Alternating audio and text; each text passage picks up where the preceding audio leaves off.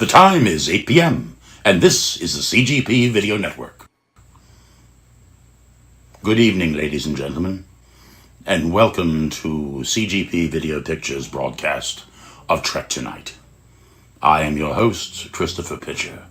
Along with Leo Byrne-Janicek, we will be presenting Metro-Goldwyn-Mayer's Forbidden Planet, starring Walter Pidgeon, Anne Francis, and Leslie Nielsen. In just a few minutes, on the program on CGP, along with our affiliates YouTube and Facebook Live, we'll be switching to living color for the benefit of those in our audience who have sets that can receive such a signal. And now, without further delay, I present to you Trek Tonight.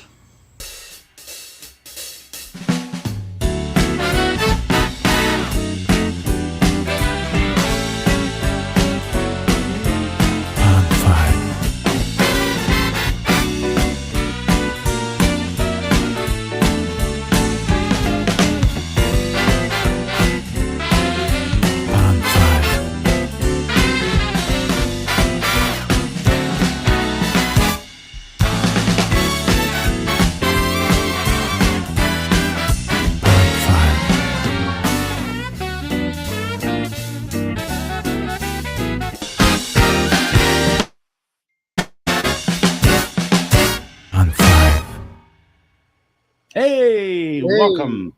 Got to give a hand out to the Pond 5 Orchestra for their opening. That was fantastic. Yes. Yeah. Hey, listen, we are here tonight to talk about Forbidden Planet, and I'm very excited about that. I watched it for the first time, actually, about 2 weeks ago, just thinking ahead to tonight's episode, and I really enjoyed it. A lot of times I was saying to Leo earlier in the green room, I watch some 50s sci-fi, it comes on television at odd hours, and I go, but this was really good. I really enjoyed it. It is a seminal classic, and what we're going to be discussing is, for those who've never watched it, I suggest you go out and give it a view, because there's a lot of elements of this that feel very much like Star Trek. And we'll be going over those elements and also talking about, did this actually influence Gene Roddenberry, perhaps more than he would like to admit? Right. By the way, I'd like to thank Orson Welles for coming back from beyond the grave to introduce our show. It was very nice of him. Yeah. It was uncharacteristically nice. He was notoriously difficult to work with. Well, he couldn't hang around, so we don't have him for later in the show. But he did insist on special guest credit. Well, at the opening, so how could you say no to Orson? I'm sure exactly you couldn't really. There's some box of wine with his name on it. I'm sure the older viewer. Isn't that terrible that that's what people remember? The man did amazing things in his youth, and that's what people remember him. We shall have no wine before it's time. You got to pay the bills. All right, so let's talk a little bit about Forbidden Planet. And I have a few details about the actual movie. Let me scroll up on my notes because I'm a professional. It came out in 1956. It was directed by Fred M. Wilcox, who also directed, most notably, Lassie Come Home. That was his other big notable hit. It was written by a gentleman by the name of Cyril Hume, who also wrote Tarzan the Ape Man, Flying Down to Rio, The Great Gatsby, and Tokyo Joe. This is a story that feels very Star Trek. It's about a spaceship that is sent to a distant star. They are part of a grander either fleet or organization. They're all wearing uniforms, and they've been sent to investigate a ship called the Bellerothon, which apparently was sent to this star, to Altair 4. Well, it's the great star Altair, and specifically, as we find out, Altair 4, the fourth planet of the system. So they're trying to find out, which feels like it could be the beginning of any number of Star Trek episodes. Easily. Especially since they come from the United Planets. The United Planets, yes. Seems somewhat familiar. and they are commanded by Leslie Nielsen as Commander J.J. Abrams. Now, this Wait, J.J. Abrams? J.J. Adams. Yeah. There you Yeah. go. Another Trek tie-in. That's a little Trek tie-in. Anyway, but Yeah. this was also Leslie Nielsen's first film. This was his film debut, Leading Man. Yeah, that's cool. Which is very cool. A lot of people know him from his later comedic work when he first appeared in Airplane and then the Naked Gun movies and so on, where he became this very broad comedic actor. But that was sort of, I think, the hook, because it was taking an actor who had played nothing but serious roles and making him do goofy things. And so that was sort of the hook that introduced him to all that stuff. Well, in Airplane, he played everything very straight. Yes. And then he just got goofier with each appearance. And it's interesting because I knew he was in the film, but it took me a moment or two to actually recognize him. Yeah, because he was so young. He was a young man at the time with brown hair, you know, good chin, the whole package. He was very much a leading man back in the day. So they've been sent to this planet to find out what's going on, and you know they're like, well, we can't find anything on this planet, and then they get radar scanned specifically. Also, just as a note for Star Trek reference, when they decelerate out of light speed or faster than light speed, everybody stands on this platform, and then they're encased in these tube light while the ship slows down and sort of goes through the spectrum of light. And it's never really explained exactly what's going on. I can only presume that if they hadn't, they would have been like, as it's decelerated, maybe smashed against the board. Yeah, I don't really understand what was going on there, but darn, did it look like a transporter. It very much looks like a transporter.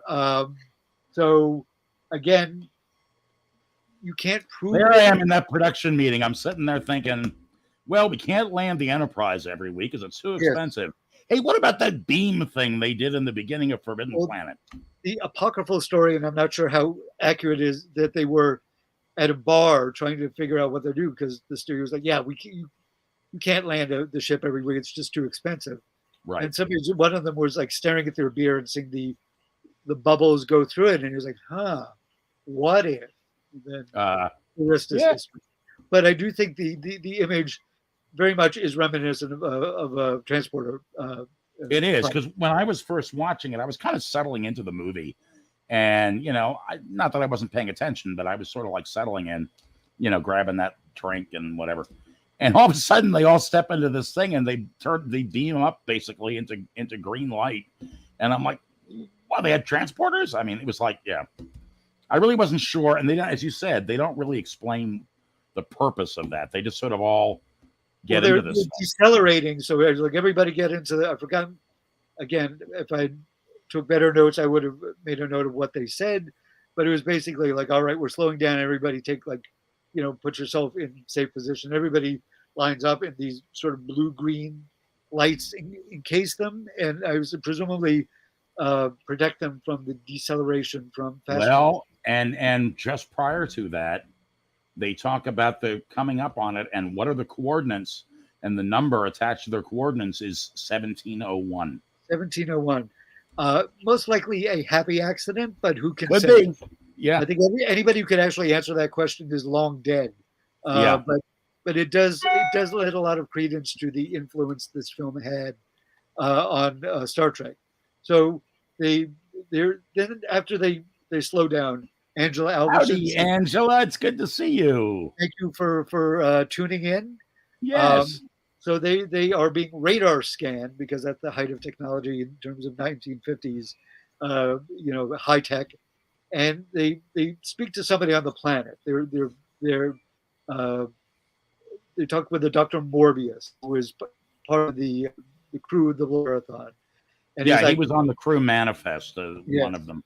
Yeah, they look through like these index cards, or a little book. They're like, oh, no, he was one of the crew. And he's like, please don't come down. I'm the only survivor. It would go badly for you if you do. But he's like, listen, we got orders. So they land on the planet. And when Also, they do, very easily could have been in any Trek episode. The Yeah. Enterprise shows up to provide medical assistance, and the people on the planet are like, "No, go away." Again, I can think of 2 episodes right off the bat where that happened. yeah, The one with the salt creature, yes, and what was there's another one. It just went right out of my head. But yeah, and it's a very Star Trek conceit. You're like, we're yeah, investigating a missing colony or a missing ship, and we show up, and then like they're like, go away, everything's fine, and you're like, yeah. Oh, the one, the side of paradise. this side of paradise. Yes, Yeah, exactly. So yeah. there's We a lot don't of really need any of your help. yes. Yeah. So they go down there, and then There's they no are Bertol Rays. a this fast moving vehicle shows up, and it is the first screen appearance of Robbie the robot, the most, if not the most iconic movie robot, certainly top 3. Right. You know, and we'll go to his very storied career a little bit later in the show, and he's basically like, come with me, gentlemen, and he's basically the front part of this like Jeep. I don't know. Yeah, some sort of a transport. He drives the transport. Yeah, and he drives them there, and he goes. Then they meet Dr. Morbius, who's living in a very spiffy mid-century sci-fi condo, and he treats them. He treats them to lunch, and he shows up like how Robbie can do all these things that can replicate food, but he also was like he's forbidden from harming anybody. And so they do that. This demonstration where Morbius like takes one of the crew's guns, asks for one of the guns, and basically puts it in Robbie's hand and says, "Okay, now shoot that guy." And if there's a tense moment, but of course Robbie can't do it because he's like, programmed not to harm people. But he did use he destroys a tree out in the garden, but right. he can't shoot Commander Adams. Right. So they're talking, and he's like, listen, he's like, they're all like, everybody else died when he's like, well, it was terrible, but my wife and I were immune, and it turns out the records don't say you were married. She's like, well, you look it up. She was another scientist on the crew. We got married en route, and then he's really trying to give them the bum's rush. And then his daughter is played by Anne Francis, the lovely young actress, wearing a mini skirt, perhaps a skirt so short that you might not have ever seen that in 1956. And in fact, as I mentioned to Chris earlier in the green room, this film was not shown in Spain until 1967, 11 years after its initial release in the States, because Franco believed it was morally corrupt. Yeah. But I don't think Anne Francis, 26 years old. Yeah, 26. Lovely young actress who would go on to play Honey Gold on ABC, a wise-cracking detective, private detective, which sadly only got 1 season. Anyway, so there's. I know. I'm sorry. I did a lot of research on this. So they. Well, hang on a second. Let's stop there, Leo. So again, here is a Star Trek theme. And I'm taken immediately to the original pilot, The Cage. Yes. You've got a doomed expedition on a planet. Now, of course, Mobius is living a lot better than the survivors in The Cage did with their ragtag clothes and their, But there we have all of a sudden the beautiful young daughter survivor of this disastrous mission, and I'm thinking, was it Alteria? Altera. How do you pronounce it? Altera? Okay. And Vina. I mean, they're very, in many ways, there's a lot of similarities there. Beautiful young woman, not a lot of experience with young men. Yeah. All of a sudden she's fascinated by the crew that shows up. And of course, the dashing captain. Yes. So very similar. There's a lot. The XO is definitely putting the moves on her. I would call it, I don't want to say a Riker move, because Riker would not have thrown Picard under the bus the way he does his own commanding officer, but he's definitely as described later by Captain Commander Adams, a space wolf. Yes. So, well, and of course Adams gets him back because he ends up with the girl. So yeah, he ends up with the girl. Spoilers. Yeah. So they, obviously Morbius didn't want them to meet her. She's like, "Well, you said I couldn't join you for lunch, but you're now having coffee. So lunch is over, right?" In a very, very like technically I'm right. So Yeah. they because of the mysterious circumstances of the death of the rest of his crew, you know, Adams and his people are obliged to investigate, Right. despite Morbius saying like, we don't need anything, we don't need to go back to Earth, blah blah blah blah, and he's very and things start going downhill after this. Um, Something is stolen because they also, for some reason, are not equipped to broadcast a signal back to Earth or to their headquarters. They have to cannibalize parts of their ship to build this thing. And Yeah, something, I don't know whether it was damaged well, at or first in it order to was, send the signal, they had to build something to do that. they had to build something, but they were also like cannibalizing parts of their ship to build this transmitter. Right. Right. And it is and something invisible invades the ship and damages and stuff, and it's all twisted up. And the commander is really reading the riot act to the guys but all these guys weren't there. They had guards. Nobody saw anything because it's invisible. Right.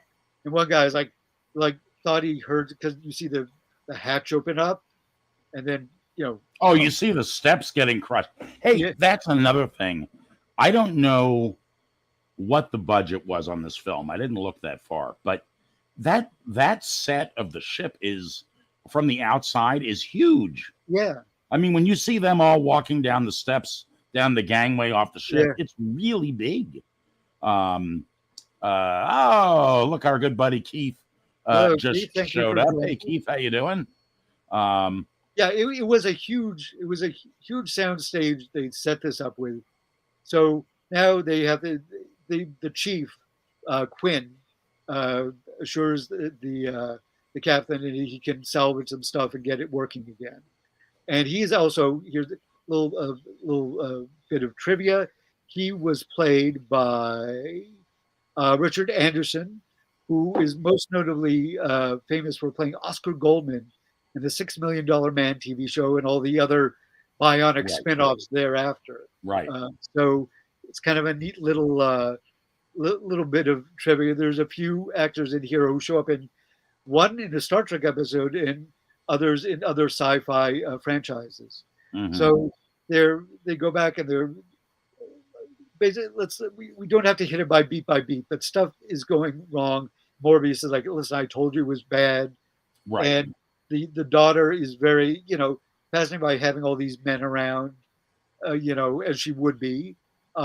Eventually she ends up getting the riot act from the captain about how she's got to go home and change. Yeah, to change because you can't walk around like that. You can't walk around like that because she really is like half naked most of the time. I mean, it's so friggin' short. It's not even funny. But before we go any further, because now we're going to get into basically the Morbius part of the story. Yes. Let's talk a tiny bit about the crew and the structure of this, because Gene Roddenberry was a Navy man. Yeah. And he used the structure of the Navy in a broad sense for Starfleet. Yeah. All the ranks are naval ranks, right? Sure. So this ship is very much run like a Navy ship. They call him skipper, and they've got it's even more so like a naval ship. And they have the bosun. Yeah, exactly. And they have a cook, who's sort of the mild, comic relief. He's not really, goofy, but he is kind of an odd little character. He's down to his last bit of whiskey. His hooch, the good, hook him up with the real stuff, and which Robbie will do because Robbie can replicate anything once he samples it, once he knows the atomic composition, and he makes them 60 pints, like 60 flasks of this. He's this huge pile of bottles, and he's trying to scoop them into his apron. Yeah. So yes, except for the cadet, that always bugged me. It wasn't midshipman. It's true. In Star Trek, they always say Starfleet cadet and not midshipman, which is an odd choice. Although cadet feels very space, like space, like a space cadet. I do agree with you, kid. Midshipman seems like it would be more appropriate. But what are you going to do? It's canon. So they yeah. So I just thought that was interesting. There's another similarity there. Yeah, also, absolutely. too, the cook and Robbie sort of develop a little bit of a relationship, which A little reminds bit, me yeah. a bit of Lost in Space as well. So, Apparently and Robbie was in Lost in Space. he did appear one of his numerous credits. Yeah. Also, apparently, this was something that was suggested, maybe written but never shot, where the cook was complaining about there not being any females on the ship, and when they leave at the end, spoilers, the ship doesn't. Everybody isn't slaughtered at the end of this movie. Unsurprisingly, he brings a female chimp. Um, Not midshipman. Star Trek was ruined for me. Well, I'm sorry to say that. We're all very sorry. Yeah. So perhaps if you get to the Guardian at the edge of the city on the edge of forever Guardian, maybe you can go back and fix that. Yes, exactly. I'm sure there will be no repercussions for a slight change in history. Anyway, so the ship does get attacked by a what seems to be an invisible creature, and they've set up like this electro fence. And I would say the special effects it was more like animation than what we consider. Yeah, but they were pretty good. I thought that when they're finally able to, I forget what they do, but they're finally able to do something in order to be able to get somewhat of a visual on this creature, this monster. Yeah, they create this sort of electro fence, and you come in, you sort of see this outline as this.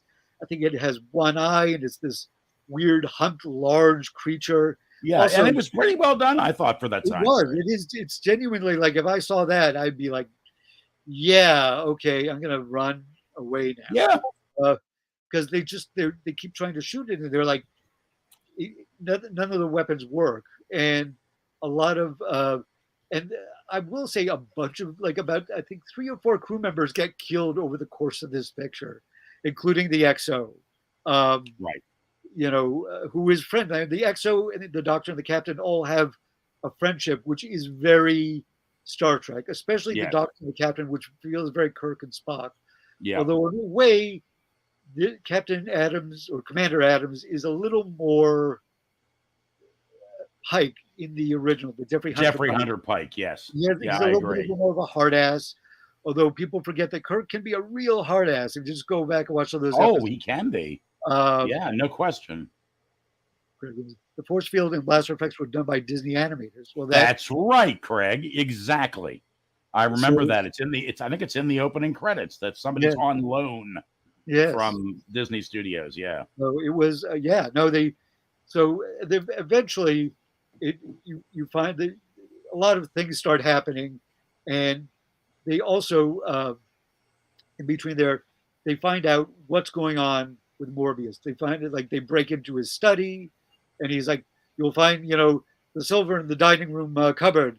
My daughter's jewelry is on the dresser table." And they're like, he basically explains that this planet was once home to a race called the Krell, who are these super advanced alien species. There's no image of them, although their doorways go like this and like that, and they're when you see stairs later on, when we go further into their complex, there's a weird, sort of little ditch through the middle of their stairway. So it's a little unclear what their composition is, but it is mysterious enough to be like. They had very large genitals. Yes, apparently. That had to be dragged through the. As was their custom. They were very. Yes. So. Morbius, I have a dachshund like that. I didn't need to know that. Nor did I. But here we go. Anyway. Like a dog riding on a penis. Yeah. Anyway, go ahead. So you find out that there's this vast underground complex, and it's generating all this energy. Right. And he shows basically anytime anything happens, it registers, and there's this whole bank of dials, and it rarely registers. Because they're not using that much. Yes, TMI says. Agreed. Sorry, Keith. So we'll save that for Saturday night. Which he tried, which was a brain booster. At first, you put it on and it shows your his your IQ by moving this thing up a plexiglass tube with various sort of indicators on it, and his is much higher than either the captain or the doctor's. But he found a way to do it, and he boosted his brain power, and he was like unconscious for, I want to say, like a day or more. Something after like that, that, yeah. He back. But and once again, let's stop here. To me, another little Trek tie-in, or I made me think of the teacher from Spock's brain. Yeah. You're talking about a device that you put on your head, and it expands your mind and makes you more intelligent, and so on and so forth. So there's definitely a similarity. And so there, this will come into play later, and he shows he can create an image, and he creates an image of his daughter in this sort of three-sided pyramid, plexiglass pyramid. The dials were on a logarithmic scale, increasing exponentially. Thank you, Craig Lubin, a scientific advisor to Trek Tonight. Exactly. He says, look, there's all these things, and that's like after boosting his brain, he was able to make Robbie, which is like sort of like child's play to the Krell. And he said there's these deep sort of caverns which look a little bit like the Death Star. Like, there's definitely, and the hologram of his daughter, very much like Obi-Wan Kenobi, You're My Only Hope. Right. Speaking of one of the other major Trek franchises, the influence of this film has been felt for years to come. No yeah. question. Yes. So, and the effects are still like, some of them are very much of their time, but they still, I think they hold up. They don't look out of place. Sometimes you watch a movie and the effects just seem kind of like cheesy, but they did a good job. So, as things start escalating, also the romance starts heating up between Commander Adams and Altera. And in fact, because there are these animals that they have, which apparently the Krell visited Earth like way in our past, and they imported Earth creatures. So there's a tiger, and Altera's like, Captain's like, no, he's pulling out his gun. They're like, oh no, like, around her, she's like as tame as a kitten. Yeah, for some reason, she's able to control the animals, or at least they're not. They don't see her as prey, or at least they communicate with her in a way, like she's able to sort of communicate with them. Yeah, she's like, oh, they're my friends. And later on, when she and the captain are finally like making out in their garden, the tiger shows up and almost leaps on them, and Commander Adams has to use his handy dandy ray gun to disintegrate it. And she's like, I've never seen that, which very much feels like a fall from innocence sort of moment. A little, right. She now has knowledge of good and evil and so on and so forth. Yeah. So they, as we said, the ship gets attacked. A bunch of people get killed, including the XO, who concedes to the captain. He's like, well, she picked the right man. I'm not cheesed at all, the skipper. They're very amicable about it. And but then he dies, very like running up, shooting his blaster rifle, but he gets tossed around like a rag doll. Right. Like I think it was about 4 crew members get killed. So after that, they go out to Morbid, like, what is going on? We got to get these guys out of here.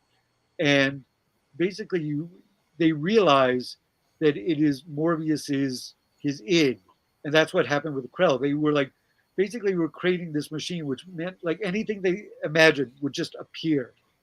And as a result, Proto Riker XO bites the dust. Yes, he was a little skeevier than Riker, but like I said, I don't think Riker would have thrown Picard under the bus the way this guy threw his captain under the bus for a woman. Yeah. But there's definitely a touch of Riker in him, in his horn doggedness.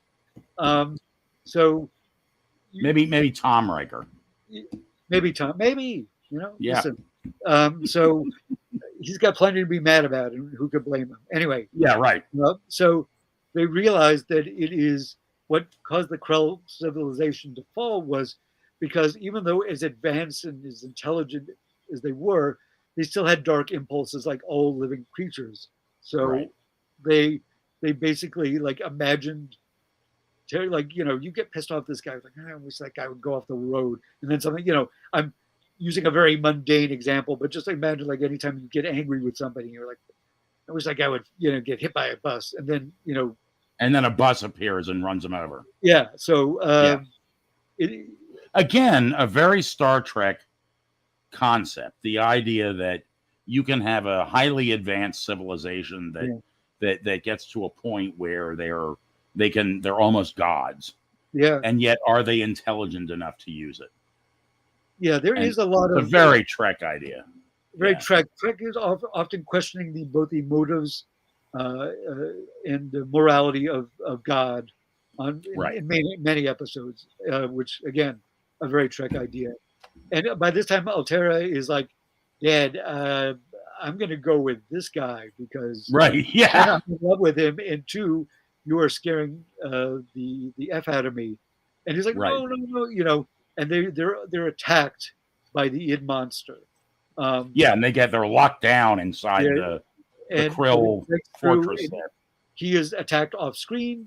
This is very much this is not a bloody film. You don't see him rendered. No. But he's like, it's Walter Pigeon. He's like, not the boys. Just falls down, and basically what he does is the doctor also has slipped in and tried to boost his brain, and it does work, but it kills him, But he understands. He gives the insight to the captain, which allows him to understand what's going on. Right. And Morbius, like what's happening is they go into the inner chamber where all the workings are, and this thing is coming through, and it's like melting its way through. And actually, a really convincing special effect for molten metal for that. Yeah, I thought that was really good. So basically, he dies sort of. He's mortally wounded off screen, as I said, but he basically activates like a self-destruct mechanism for this complex and for the thing. Once he's dead, that monster disappears because it's from him. And so they evacuate the planet. Altair 4 blows up, and they get far enough away. And Robbie is now with them, navigating. And apparently they're like, "Yeah, you make a pretty good navigator." And he's like, "Thank you, sir. Thank you, skipper." And he's very much part of the crew. And the last line is Craig Lubin says, "That was the tragedy. The Krell were exceptionally intelligent. However, their subconscious contained the base primitive impulses that all intelligent species have."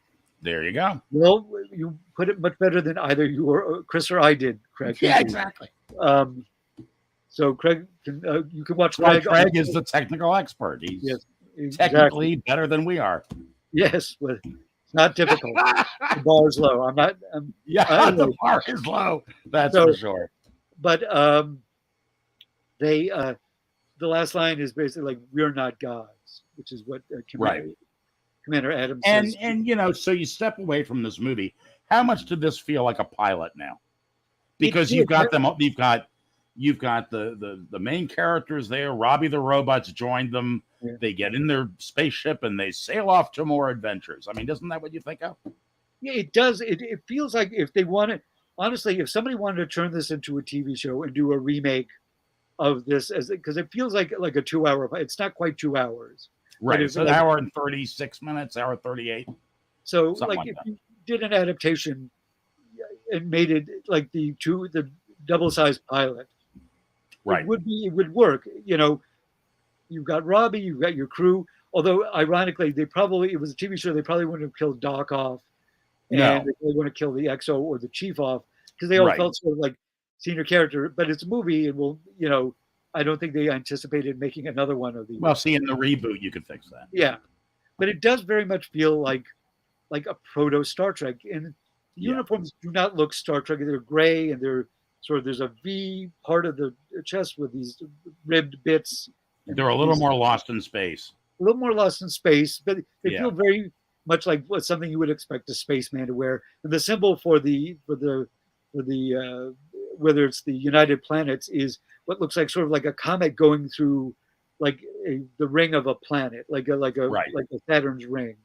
It's very much that sort of old school, whiz bang sort of aesthetic. So yeah. And how about the time? How about the year, Leo? They're both Star Trek and this Forbidden Planet are both set in the 23rd century. Very true. Also, according to the narration, it wasn't until the end of the 21st century that man made it to the moon. They were kind of off about that. Yeah. Because Yeah. it did happen less than 15 years after the release of this film, but I think they could be forgiven for, not being able to see the future. Hey, you know what? I got to give them credit because they pushed the time back better than Star Trek did. Star Trek had interstellar spaceships launching in the 1990s. They had So, at least they pushed it back for well, I don't know it's going to happen yet. Let's push it back. Again, when you write it, you don't anticipate that you're going to actually be still making the show in the 1990s. So, right, exactly, yeah. I think they can be forgiven. So it does, again, it feels very Star Trek. The dynamic between the captain and the doctor very much felt like that Kirk McCoy kind of thing. I will also, a little bit of trivia, Warren Stevens, who plays the doctor, also appeared in an episode of Star Trek, the original series, by any other name. And that was the episode with the Kelvins, who are an extragalactic civilization who are apparently completely non-human. We never get to see them, and they don't really describe themselves, but they're very clearly, non-human. And Kelvin's Krell, there's a little bit of things. So there's a nice little nod to that. So it's interesting. Also, just going back to the Krell feels like a later Star Trek name for a species. Krell is a perfectly cromulent Star Trek alien name. Yeah. Just as a note, this is not really to do with Star Trek, but more of the sci-fi thing.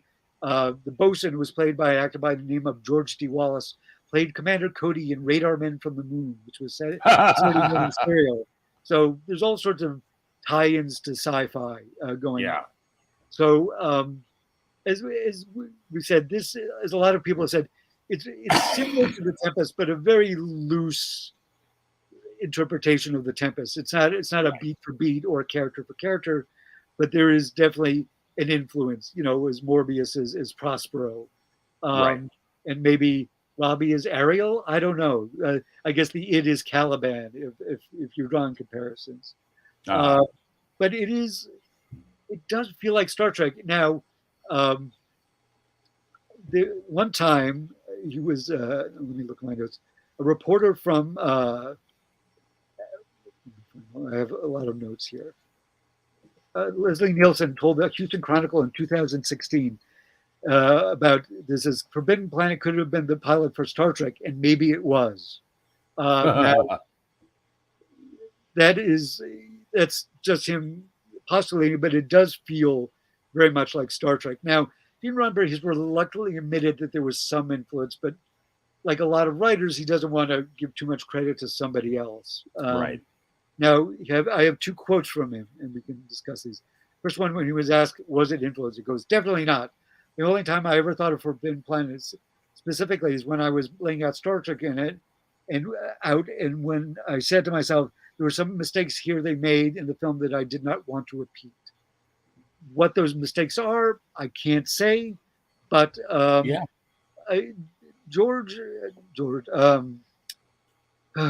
Gene was notoriously a difficult person to work for, as other writers have indicated. He tended to rewrite things, put his name on it. This became a real problem during the movies later on. So if you want to do a little more research, but it does feel like there are an element, but it does feel like Star Trek, like all the beats. So if you're jonesing for some old school Star Trek and you've not seen Forbidden Planet, I'd say check it out. Or if you have seen it, I would. Like I say, I had not seen it. I knew about it.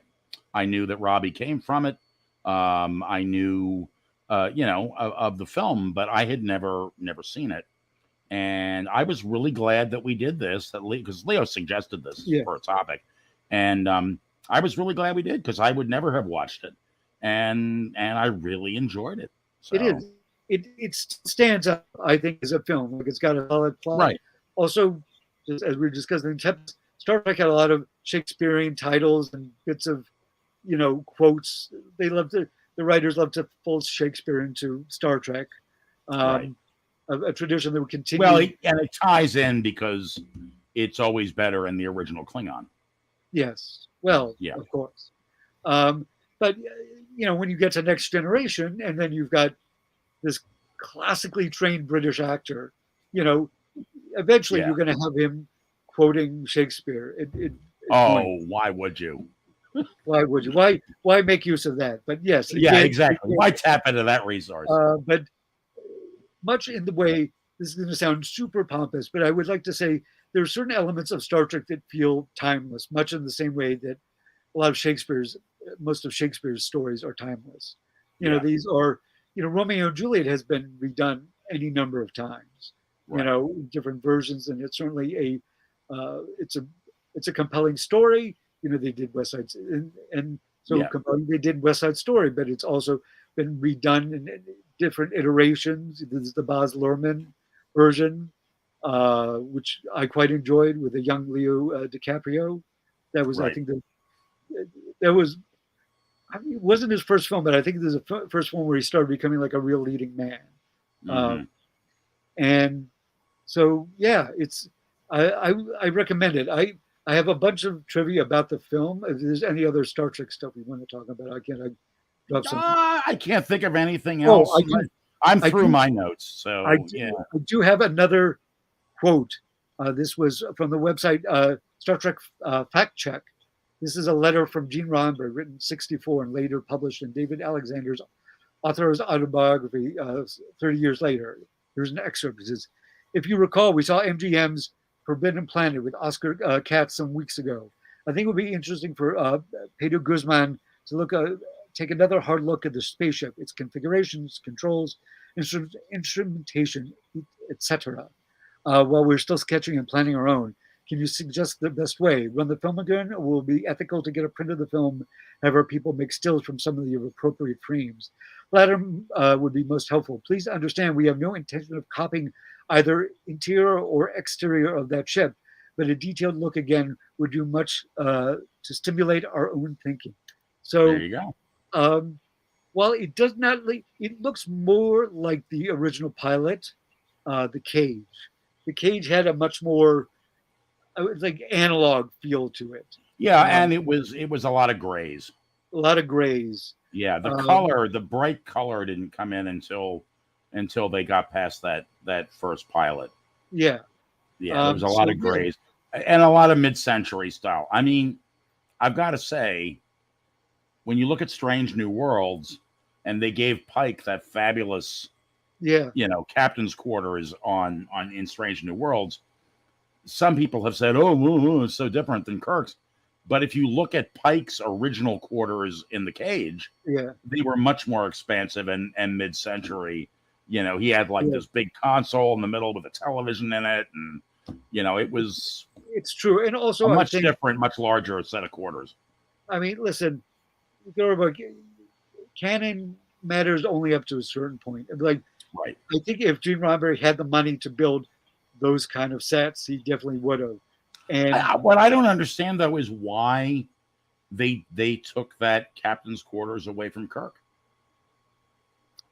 They built the set. Clearly, they had the set, unless they just didn't have the real estate at the studio in Desilu, and they had to get rid of it. It might have been torn down, like a lot of things in between productions get scrapped. So that's entirely possible that got thrown in a dumpster somewhere. Which is sad because a lot of Star Trek sets, bridges including, have been just tossed. And I wish I'd been there, because I would have happily taken a captain's chair from any one of those. Not that I have a spot for it, but I guess I could have found it. Yeah, you'd figure it out. I'd figure it out. Yeah. So it is. That was a question that I didn't get to ask Vic when we interviewed him from last week's show, and my internet went out. And that was, I know he kept all those sets, and that's got to be an expense to keep that warehouse going. Yeah. But and that's why, because you see other studios, the Paramount, they just chuck everything. Yeah. And so, yeah, I was going to ask him about that. Didn't get to. Just a couple other notes about the movie. The Yeah, go soundtrack was ahead. done by Phoebe and Louis Barron, and they were discovered. There were a couple, and they were discovered quite by chance at a beatnik nightclub in Greenwich Village. Oh, there you go. And it is the first completely electronic film score. They didn't use the theremin, uh, but which was used in Hitchcock's Spellbound. But I'm not sure exactly how they did it. But it was the first electronic, and it has that wow, Yeah. which was very cool. Like I said, this was the first appearance of Robbie the Robot. Now, Robbie, for older sci-fi fans who might recognize him, he appeared in over 40 films and TV shows, including The Invisible Boy, The Thin Man, Man from U.N.C.L.E., The Addams Family, Lost in Space, Columbo, Mork and Mindy, and most recently in The Big Bang Theory. Now, some more details. Robbie the Robot was originally operated by a diminutive stuntman by the name of Frankie Darro. The original pilot wasn't picked up, says Keith Jacobson. My money is on Pike's Quarters getting discarded before the second pilot was approved. I think probably that was true. Probably true because there was like a year between them, I think. Right. So likely a lot of that stuff got thrown in the dumpster, sadly. But he was fired shortly after, in an early scene, he had a 5-martini lunch prior to the shooting, and he nearly fell over while trying to walk inside this very expensive prop, which cost at the time $125,000. That's amazing. Leo told me that earlier in the green room, and that astonished me. Which would be 100 and how much? $125,000. Imagine what that would be worth today. Did you do the inflation calculation? According to an article I read, and that was written, I think, about 5 years ago, it was about $1.7 million. Astonishing. I mean, astonishing. Now, it was the single most expensive film prop of that time. Yeah, I can imagine. So he, what else? I've got some notes. Mind-boggling. Talked about Spain. That is about it. I mean, I have notes about the other actors. They're not as sci-fi. Like, it's Anne Francis. We talked about her. Jack Kelly, who played Jerry Farriman, the lecherous XO, also played Bart Maverick on the Western show Maverick. Which also starred in rotating episodes. Roger Moore and James Garner, to name two. It was a well-known Western show of that period. I think I may have gone through all my notes. It is, like I said, this, and I feel like I'm just repeating myself because I am. But this feels like Star Trek in the best possible way. Yeah, I agree. Well, yeah, I'm really glad we looked at this. Yes. Hey, we've got just a few minutes left in the program. Do we want to talk about what we're doing next week? Next week we will be doing a recap of the second season of Lower Decks, because the week after that, the third season of Lower Decks begins. We're all very excited. I'm a huge fan. Yep. And we will be doing our Lower Decks edition, like we did our Strange New Worlds edition, where we will be tuning in every week after the episode drops and talking about what fun happened on Lower Decks that week. Mm-hmm. So should be a little bit different because Lower Decks is a humorous program. It's an animated program. But is just so it's just wonderful, and I love it. So I do too. I'm just going to show. I have the 50th. Oh yeah, there you go. Anniversary tin for the Forbidden Planet. I'll show you some of the goodies I got. I bought this. It sits on my bookshelf because it's so huge. I get the movie, but wait, hang on one second. On that cover, is that an illustration of Robbie holding the girl? It is. There were a lot of. That is very much the sort of mentality for 1950s robots. Right, right. You know, in addition to the copy of the film, I also got a copy of The Invisible Boy and a bunch of extras. I've not watched The Invisible Boy yet, about a kid who Robbie helps turn invisible, but I also got a bunch of lobby cards, which, you can... Great. and so on. I don't want to go through all of them because Right. not that I don't think you'll enjoy them as much over the screen, but what I consider the best extra I got in this, and it's still in the wrapper, and this is my 3-inch. Oh, goddamn the lights! Yeah, it's a lot of reflection on that, but it's a Robbie the Robot. Yes. You know what, Leo's? Try to take a photograph of that with your phone or something, and then post it on the website. I will. It is. Maybe I'm even with a couple of the lobby cards, because that's neat stuff. It is neat stuff. I bought this a number of years ago when it came out, the 50th anniversary, which I guess was 2006. Good Lord. Anyway, I'm going to put this comment back up from Greg. I assume you're talking about Pike's TV when he says, "I think my parents had that TV in the living room. You could watch TV and use it to heat the apartment in winter."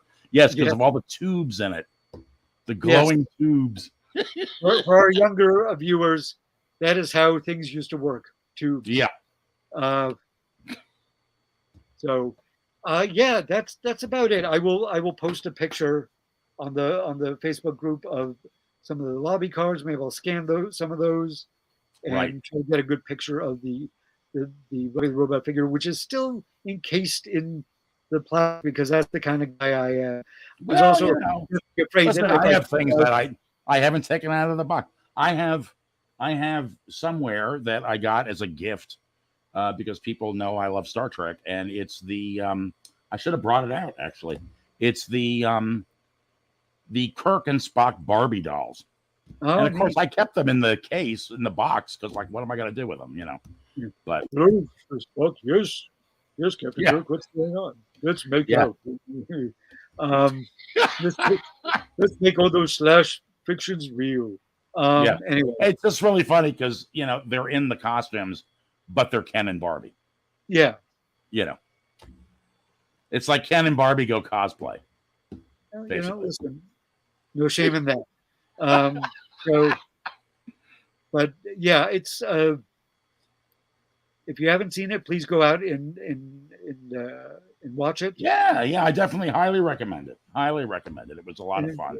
If you live near a theater that does revivals, like you have a revival house that ever comes in, it's worth seeing on a big screen, I would say. True. Although a lot of people because of VistaVision. VistaVision, it was. But I will say that if you want to watch it, and I said this to somebody online, the only place I've seemed to have been able to find it, it's on several streaming platforms, Amazon Prime, Apple TV, etc. I think Paramount, but you have to pay $2.99 for it. Yeah, or to rent it, and I shelled out the extra buck, $4.99, and I bought it. Well, money well spent. Yes, exactly. It is. I enjoyed watching it again, and there were like little bits I'd forgotten because it's been a number of years since I've seen it. But again, Proto Star Trek, check it out if you haven't, and if you have, why not make a return visit? Exactly. Well, all right, Leo. I can't think of anything else to talk about. No, I think we're coming in under an hour, which is remarkable. We're actually get out early today. We are. It's like excitement you got in school when you had to get out early. Yeah. There you go. So, all righty.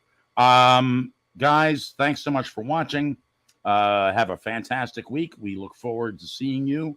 I will give you the live long and prosper. Yes. Even though this was not technically a Star Trek episode, we still like to share that sentiment. And I think, got to get my mouse working again. My mouse went to sleep. All right, guys. Have a great week, and we will see you next week for the recap on Lower Decks Season 2.